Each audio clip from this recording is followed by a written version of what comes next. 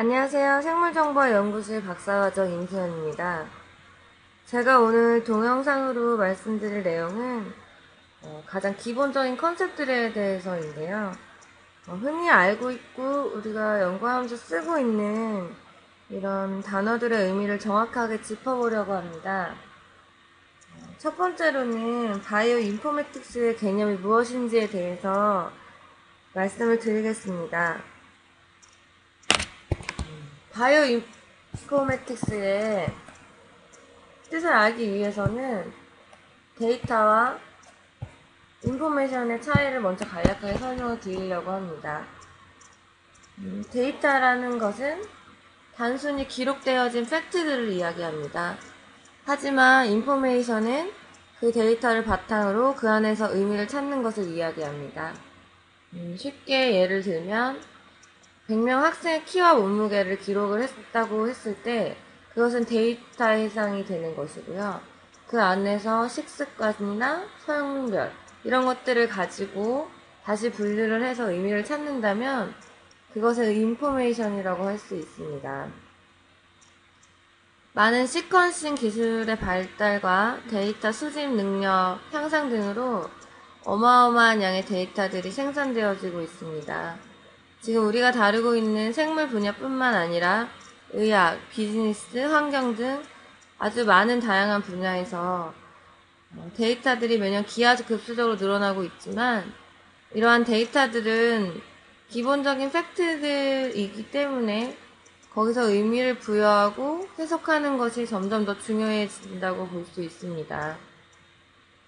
이렇게 데이터를 인포메이션으로 가치 있게 만들기 위해서는 그 과정에서 필요한 테크닉들이 존재합니다.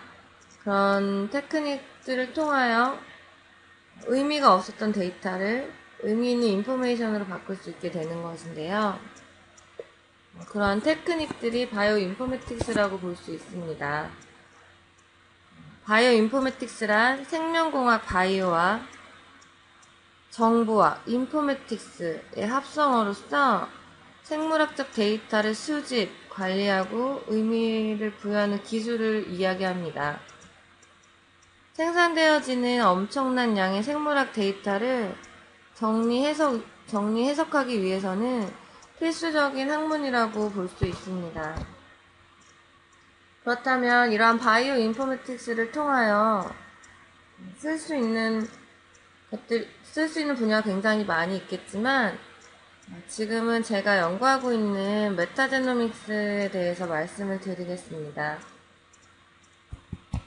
메타제노믹스란 메타와 제노믹스를 합쳐서 생각을 하시면 될 것 같습니다. 메타라는 것은 굉장히 수많은 것들, 많은 양의 이런 식으로 생각을 하시면 되고요. 그래서 메타제노믹스는 수많은 제놈을 다루는 학문, 이렇게 쉽게 얘기를 할 수 있겠습니다. 메타제노믹스는 우리 주변에 존재하는 샘플들에서 비롯이 됩니다. 즉, 어떤 환경에 존재하는 미생물 혹은 유전체 전체를 일컫는 말이기도 한데요. 메타제노믹스는 전체 군집에 어떤 것들이 얼만큼 존재하는지를 알아보는 기본적인 것으로 시작이 됩니다. 그래서 제가 두 가지를 비교해서 그림을 그려봤는데요. 첫 번째는 한 가지의 제놈을 동정하고 분리하여서 그 한 가지의 DNA 뉴클레오타이드를 얻을 수 있는 기존의 방법이 있었다면 메타제놈은 샘플에 존재하는 한 종류가 아닌 수천 수십만 개의 미생물들이 어떤 DNA를 갖고 있는지 찾아내고 개수까지 알 수 있는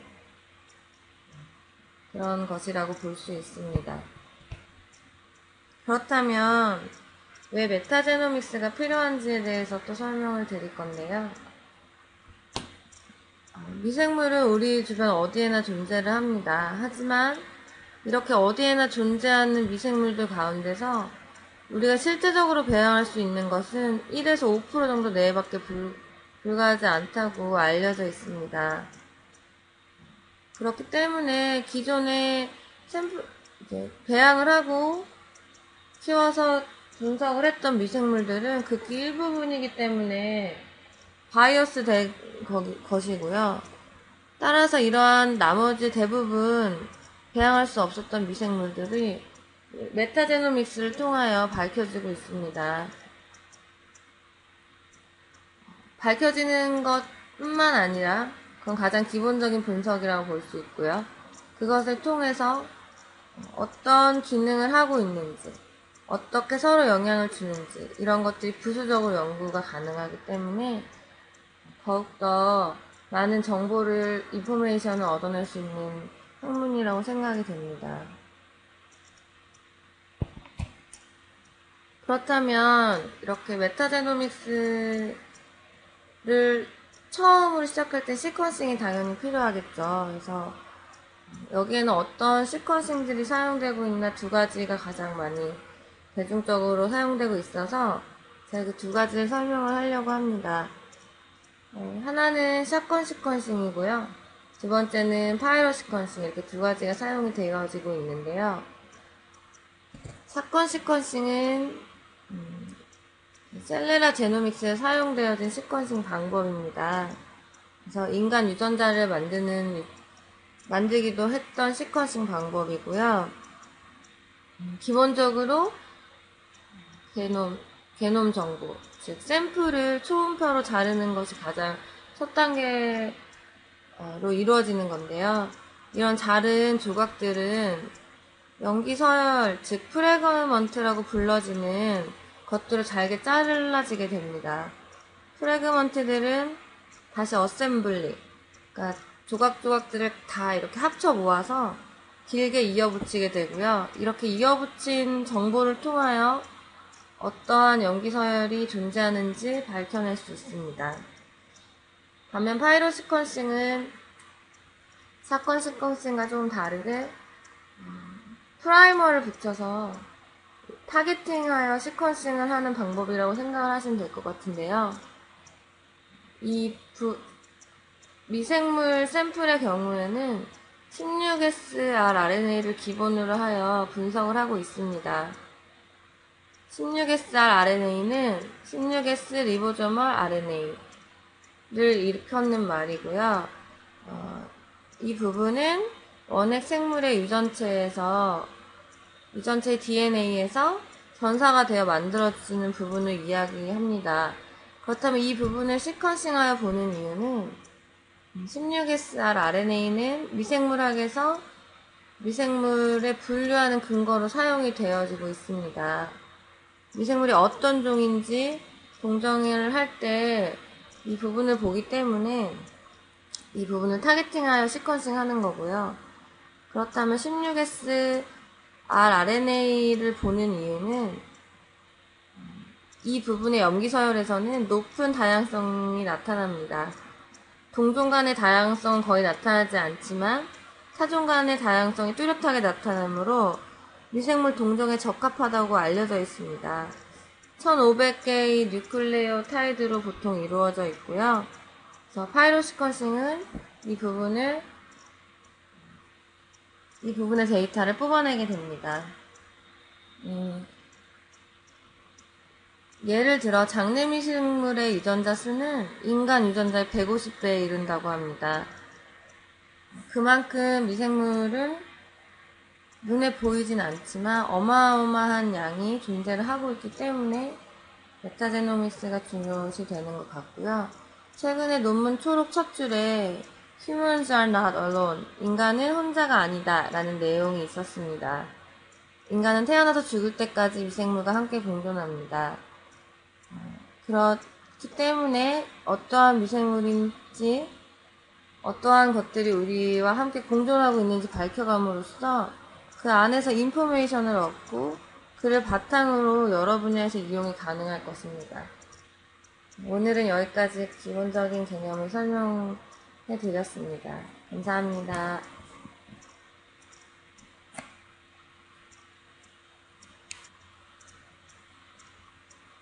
안녕하세요. 생물정보연구실 박사과정 임수연입니다.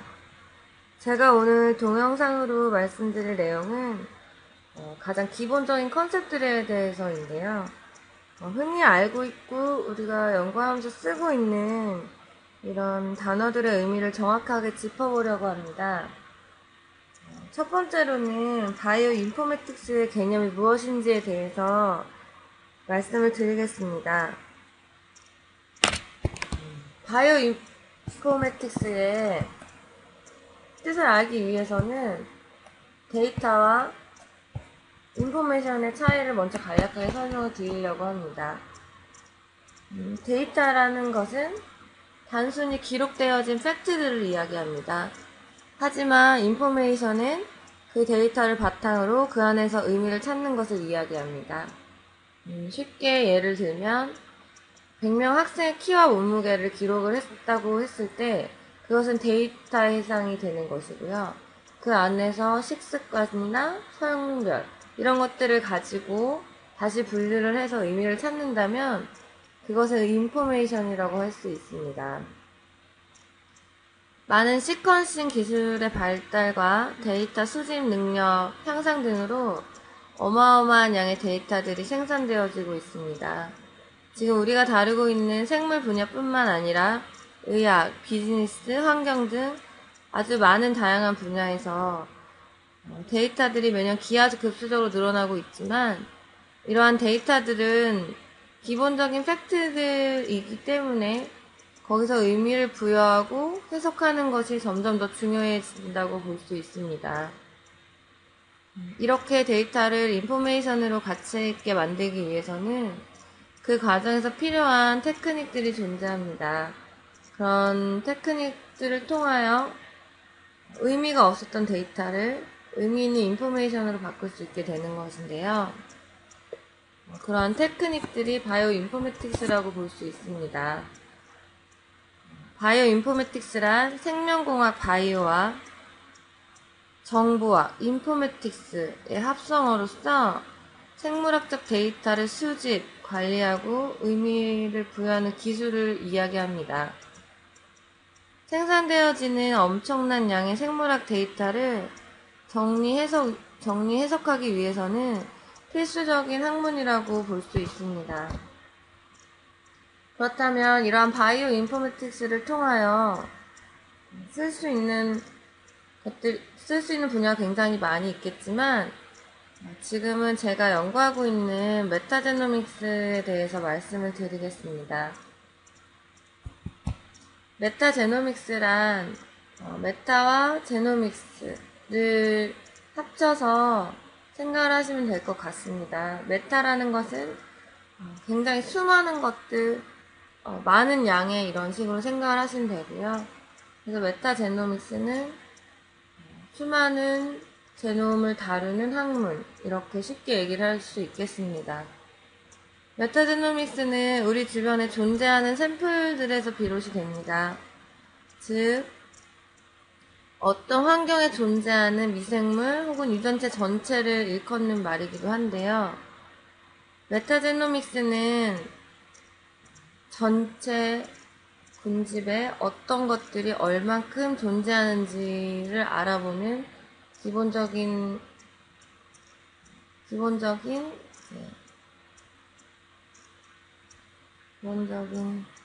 것으로 시작이 됩니다. 그래서 제가 두 가지를 비교해서 그림을 그려봤는데요.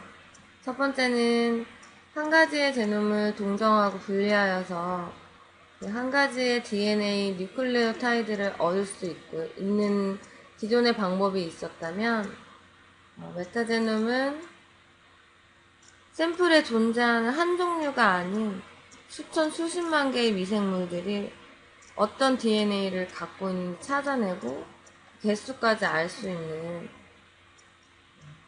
그런 것이라고 볼 수 있습니다.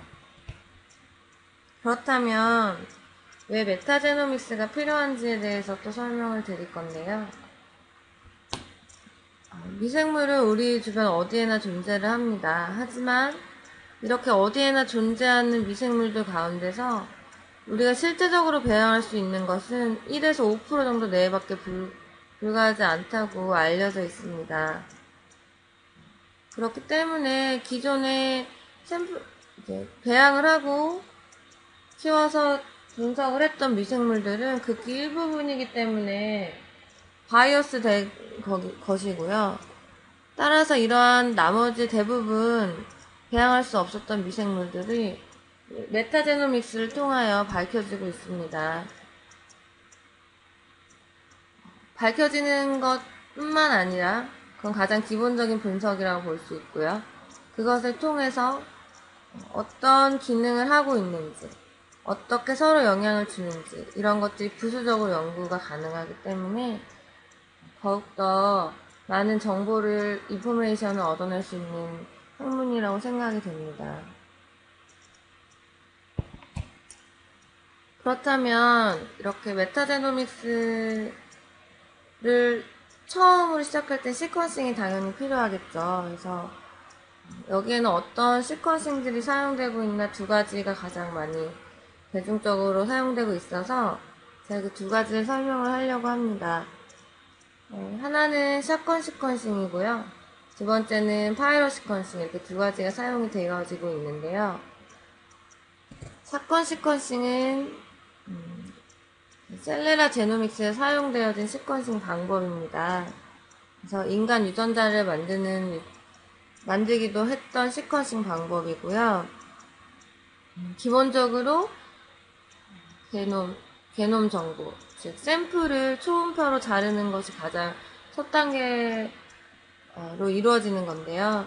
이런 자른 조각들은 염기서열, 즉 프래그먼트라고 불러지는 것들을 잘게 잘라지게 됩니다.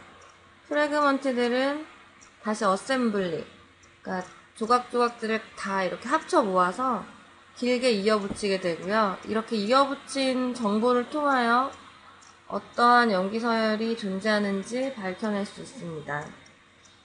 반면 파이로 시퀀싱은 샷건 시퀀싱과 조금 다르게 프라이머를 붙여서 타겟팅하여 시퀀싱을 하는 방법이라고 생각을 하시면 될 것 같은데요. 이 미생물 샘플의 경우에는 16S rRNA를 기본으로 하여 분석을 하고 있습니다. 16S rRNA는 16S 리보조멀 RNA를 일컫는 말이고요. 이 부분은 원핵 생물의 유전체의 DNA에서 전사가 되어 만들어지는 부분을 이야기합니다. 그렇다면 이 부분을 시퀀싱하여 보는 이유는 16SR RNA는 미생물학에서 미생물을 분류하는 근거로 사용이 되어지고 있습니다. 미생물이 어떤 종인지 동정을 할 때 이 부분을 보기 때문에 이 부분을 타겟팅하여 시퀀싱 하는 거고요. 그렇다면 16S rRNA를 보는 이유는 이 부분의 염기서열에서는 높은 다양성이 나타납니다. 동종 간의 다양성은 거의 나타나지 않지만 타종 간의 다양성이 뚜렷하게 나타나므로 미생물 동종에 적합하다고 알려져 있습니다. 1500개의 뉴클레오타이드로 보통 이루어져 있고요. 그래서 파이로 시퀀싱은 이 부분의 데이터를 뽑아내게 됩니다. 예를 들어 장내 미생물의 유전자 수는 인간 유전자의 150배에 이른다고 합니다. 그만큼 미생물은 눈에 보이진 않지만 어마어마한 양이 존재를 하고 있기 때문에 메타제노믹스가 중요시 되는 것 같고요. 최근에 논문 초록 첫 줄에 Humans are not alone. 인간은 혼자가 아니다 라는 내용이 있었습니다. 인간은 태어나서 죽을 때까지 미생물과 함께 공존합니다. 그렇기 때문에 어떠한 미생물인지 어떠한 것들이 우리와 함께 공존하고 있는지 밝혀감으로써 그 안에서 인포메이션을 얻고 그를 바탕으로 여러 분야에서 이용이 가능할 것입니다. 오늘은 여기까지 기본적인 개념을 설명해 드렸습니다. 감사합니다.